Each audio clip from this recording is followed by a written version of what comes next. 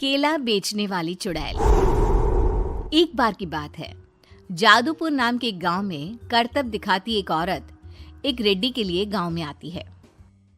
आइए आइए मेहरबान कदरदान, खाइए रोहड़ा के ताजे ताजे केले। कभी खाए नहीं होंगे ऐसे केले, पीले पीले केले खाइए। ये कहकर रोहड़ा हाथों में 4 केले लिए उन्हें सर्कल में जोर जोर से हवा में उछालती हुई करतब दिखाती है, जिसे देखकर आसपास के सारे बच्चे अपने अपने मम्मी पापा से उस औरत के पास जाने की जिद करने लग जाते हैं। पापा, ऐसा तो सर्कस में बॉल से होता है ना, ये आंटी तो केले से कर रही है। चलिए ना पापा, देखते हैं। रोहड़ा एक पतली सी तार पर चलती हुई केलों से करतब दिखाती है। आते जाते सभी लोग बाहर रुककर उसके करतब देखते हैं और वाह वाही करते नहीं थकते। जैसे ही एक आदमी पास आकर उसे पैसे देने लग जाता है, तब वो कहती है, अरे नहीं नहीं साहब, मैं करतब तो बच्चों के मन को बहलाने के लिए करती हूँ। धंधा तो मेरा केले का है। पीछे देखो मेरी रिड्डी, जो भी मेरे केले खाएगा मेरी तरह चुस्त दुरुस्त और तंदुरुस्त हो जाएगा। पता चलता है क्या कि मेरी उम्र 55 की है।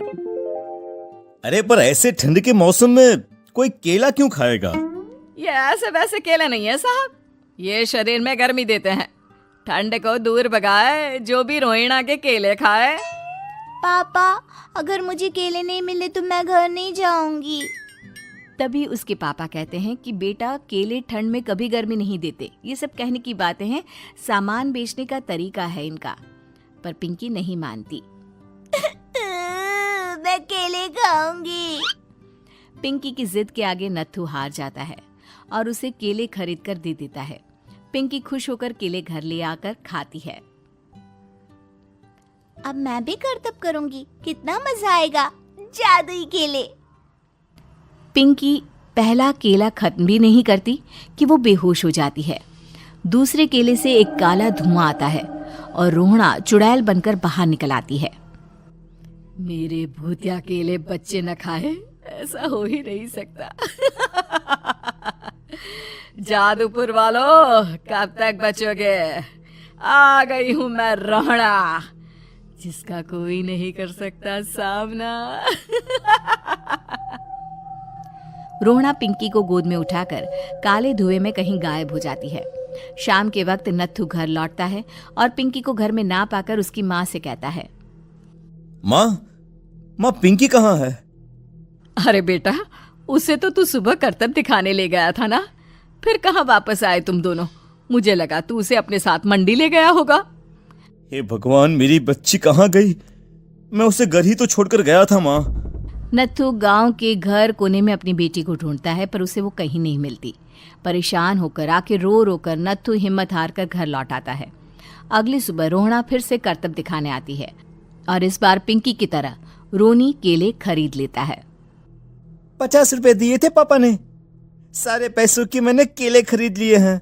अब मैं भी आंटी की तरह ही करतबबाज बन जाऊंगा।